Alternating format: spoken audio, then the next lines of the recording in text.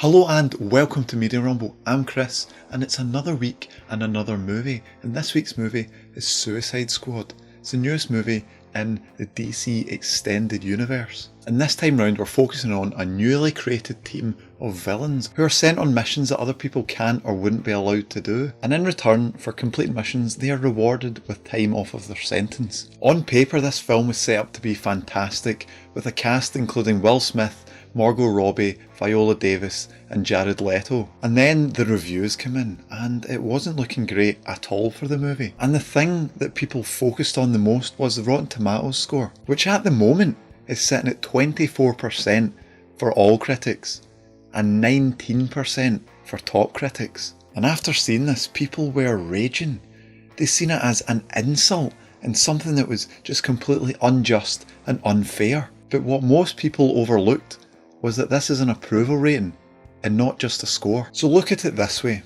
Rotten Tomatoes basically asked 100 people if they liked Suicide Squad or not, and only 24% actually said they liked it. And you've got to remember this is not a score, it's just done as a way to gauge a general reception for the film. And this is because not all reviews give scores, and it would be unfair to only include the ones that give scores. And it's not just an approval rating that Rotten Tomatoes gives, they also give an average score for all the reviews, and that's sitting currently at 40 out of 100. I mean, that's not great at all, but honestly, who cares? If I still have your attention after all that drama, thank you, and I'd like to move on to my review now. So on to the positives first, and definitely the first up there is Will Smith. He absolutely nailed the role. He really found the balance between remorseless bad guy and protective leader. He really just seemed to bounce off the rest of the cast and really seemed at home in his role. But on a whole, the squad really seemed to work well together and had a great dynamic, and each member definitely had something to contribute towards the movie. One of the lesser characters I enjoyed was Jai Courtney as Captain Boomerang in the comic relief role. If anyone's seen Jai Courtney in a movie before, they really know he's had quite a tough time with it. Now, a character that most were looking forward to seeing finally on the big screen was Harley Quinn, and Margot Robbie done an excellent job keeping this character believable, because Harley Quinn is someone who embodies cartoon with her catchphrases and her big mallet, and it was always going to be a difficult job to put that onto screen, because being cartoonish in a cartoon is believable, but when you're putting it out in the live action world, sometimes it won't work. But they really managed to find a balance for this character, and it really done her a world of good.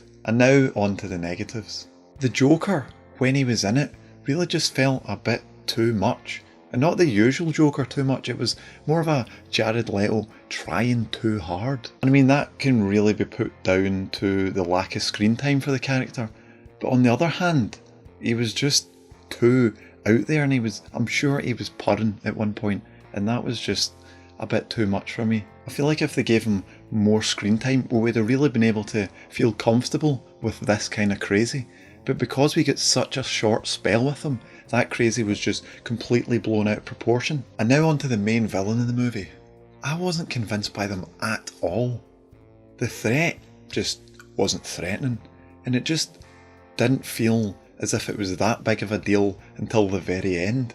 And I think it was because the plot really struggled to find a balance with the pace. It didn't have time to bring in these moments where you were really scared of what this character is going to do to the heroes or anti-heroes of the Suicide Squad. And it really felt that some moments were just dragging on too much, and some moments that you were enjoying just were too short. My final complaint is the overuse of music. It was really enjoyable in the beginning, it kind of got you in the mood for the film, but then they just kept going and going with new songs for consecutive scenes, and it really felt at some moments where they would use a song that the score would have done a lot better to kind of really build up the tension or get the emotion right for the scene. But despite those negatives, I actually thoroughly enjoyed the movie. It does have major flaws, but don't we all? And I can really see why people have a problem with the movie. It really took these negative criticisms to really open my mind for the movie and make my own opinion on it, because I was going in there expecting the worst and I got better. So I actually managed to leave enjoying myself when I expected to leave with a big frown on my face. And I really hope they keep going with this series and they don't just throw it away to the wind because they didn't get it right in everyone's mind. They need to really chime into some of these characters like Deadshot and Harley Quinn and really get them a good following and some good movies, because you've seen what happened with Marvel. They done it the opposite way around. They had their solo movies first, then built them into a team. But I think that DC can do maybe even better if they really get what was wrong with their current movies and just try and fix it with individual movies.